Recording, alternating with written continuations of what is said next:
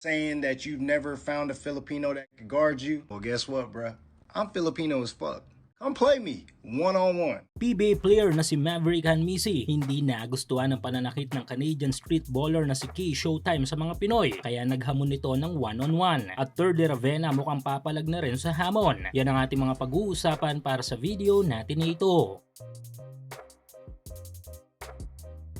So nito nga lang ay naging matunog sa bansa ang isang Canadian street baller na dumadayo sa iba't ibang mga basketball court sa bansa upang gumawa ng isang event. Heto nga ay walang iba kundi si Kay Showtime. Okay lang naman sana ang basketball event sa ilang mga maliliit na basketball court natin sa bansa. Kaso kung papanoorin nyo ang ilan sa maps nito ay tiyak na ikakainis nyo ang ilang mga pangyayari dahil sinasaktan nito ang kanyang mga nakakalaban. Yes, sa kagustuhang makakalaro ng ilan nating kababayan kapalit ng kung magkanong halaga kung meron man ay heto ang kanilang napapala sa Canadian street baller na ito, kundi nasasaktan ay nakakarinig ng mga masasakit na salita mula dito sa dayuhan. Kaya naman dahil dito ay di na nakapagpigil pa ang ilang mga kilalang basketball personalities sa bansa, at maliban kay former PBA player Mac Cardona ay naglabas na rin na sama na loob dito ang terra firma G point guard na si Maverick Hanmisi. Sa video ni Maverick ay sinabi nito na hindi maganda ang pinaggagawa ni Kay Showtime sa mga Pinoy, at kung inaakala daw nito na walang Pinoy na kayang tapatan siya sa isang one-on-one game ay nagkakamali daw ito.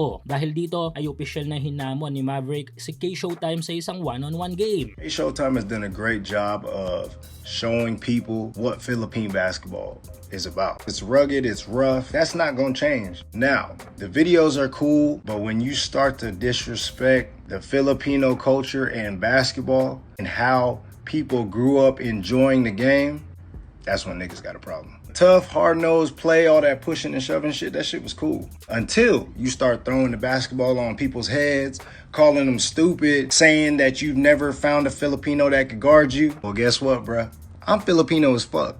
Come play me, one-on-one. I can almost guarantee you that shit ain't gonna be the same result. I can promise you that. Suportahan ang inyong paboritong team sa PBA, NBA at MPBL o kahit pa nga sa mga overseas league. Full details sa comment section. At mukhang di lang si Maverick ang papalag dito sa Canadian street baller dahil nasali na rin sa usapan ng nag-iisang Westbrook ng Pinas na si Thirdy Ravena. Sa my day ni Thirdy sa kanyang official Instagram account ay makikita ang reaction nito sa sinasabing interesting face-off nila ng Canadian street baller na ito. Sa ngayon ay wala pang ligang nilalaruan si Thirdy matapos ang stint nito sa Euroleague team na BC Dubai. Kaya naman open si Thirdy sa kahit anong hamon, lalo na dito sa maangas na Canadian street baller na ito. Nito lang ay lumayas na sa bansa si Kay Showtime kung kaya't mas mayabang na itong magsalita kontra sa mga Pinoy.